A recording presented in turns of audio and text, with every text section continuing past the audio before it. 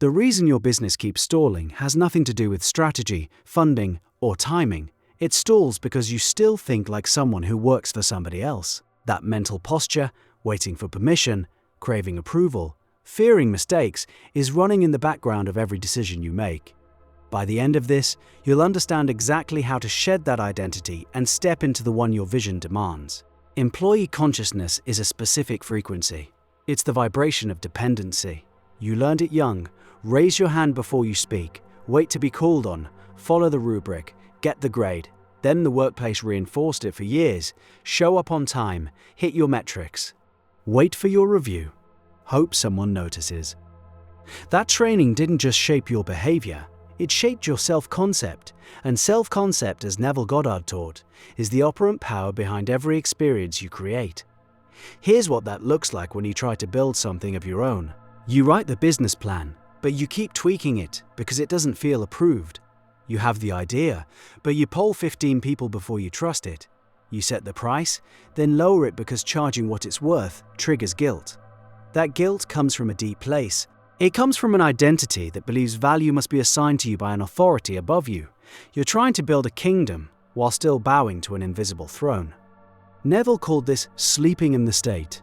You can take all the right actions, build the website, file the LLC, post the content. But if the state you occupy internally is still employee, still someone awaiting validation from an external source, your assumptions will shape your results accordingly. The business becomes another job. Your clients become your new bosses.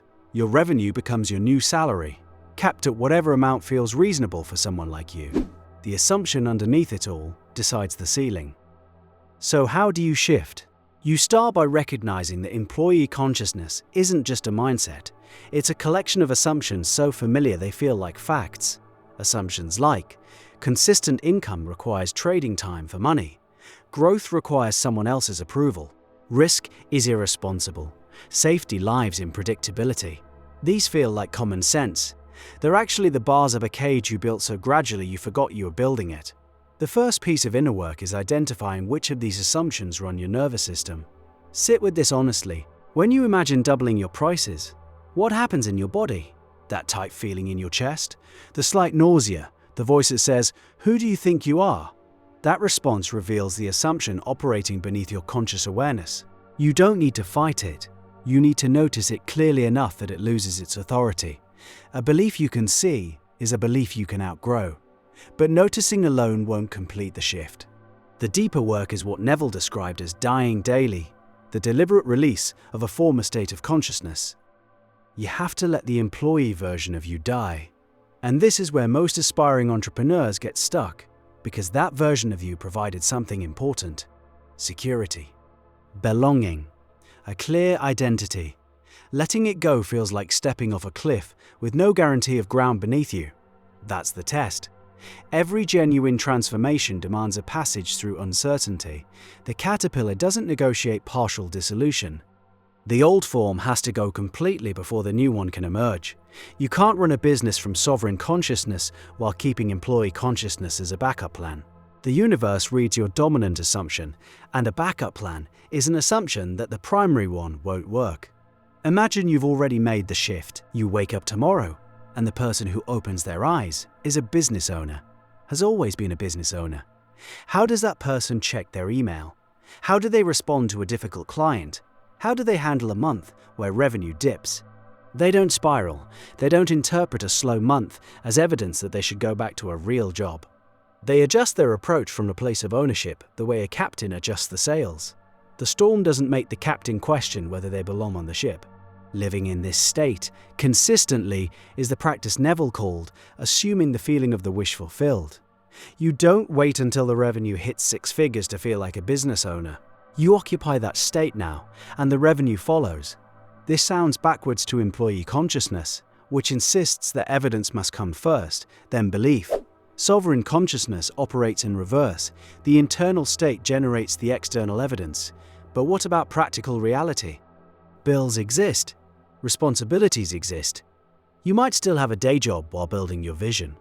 The shift doesn't require you to quit tomorrow in some reckless leap of faith. It requires you to change the internal hierarchy. Your job becomes a tool that serves your vision. a funding source, a training ground, a temporary structure. The moment you reframe it that way, you've already begun occupying a different state. The employee works at the job. The sovereign uses it. There's a subtlety here that most teachings on manifestation gloss over. Releasing employee consciousness doesn't mean rejecting structure, discipline, or even hierarchy. A business owner still serves. They serve their clients, their mission, their craft. The difference is the source of authority. An employee derives authority from above. A sovereign generates it from within.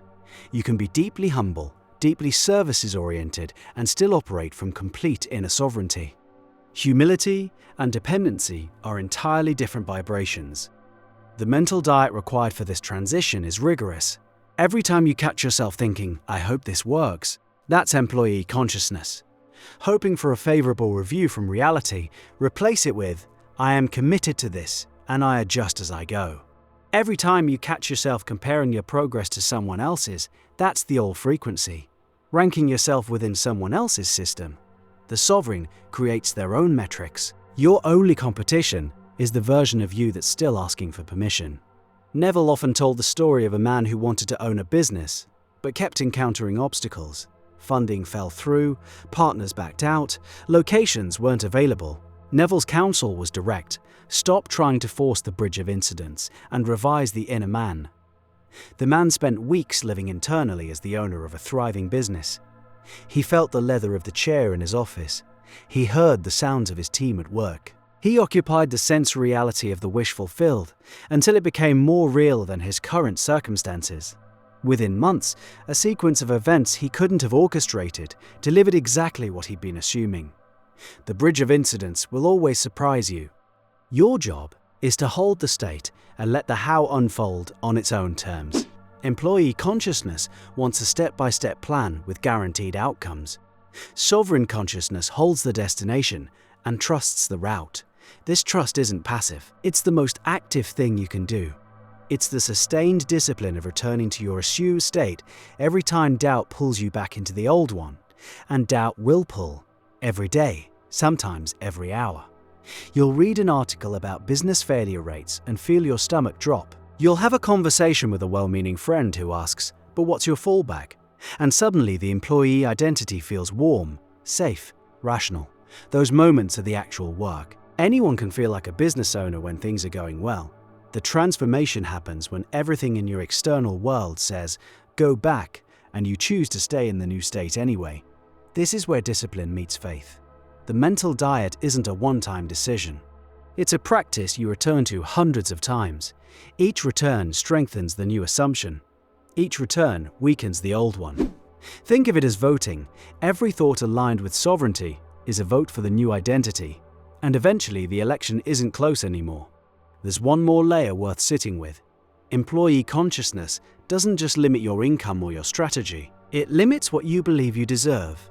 Deep down, the employee state carries an assumption that abundance must be earned through submission, that wealth flows to those who please the right people, follow the right rules, and stay in line. Sovereign consciousness recognizes that abundance flows to those who align with their purpose and refuse to shrink. The universe doesn't reward obedience. It reflects conviction. So tonight, before you sleep, do what Neville prescribed. Close your eyes. Construct a scene that implies your business is already thriving. Feel the handshake of a client who's grateful for your work. Hear yourself discussing quarterly growth with genuine calm. Let the scene loop until it feels natural, until the you inside the scene feels like the real you and the you lying in bed feels like the memory. Fall asleep in that state. Do it again tomorrow. And the day after. The version of you that built the business you keep envisioning didn't get there by asking for permission. They got there by quietly, persistently, sometimes painfully releasing every identity that required it. Your old consciousness served its purpose. It kept you safe when you needed safety. Thank it. Then let it go the way you'd let go of a coat that kept you warm in winter but would suffocate you in summer. The season has changed. You can feel it.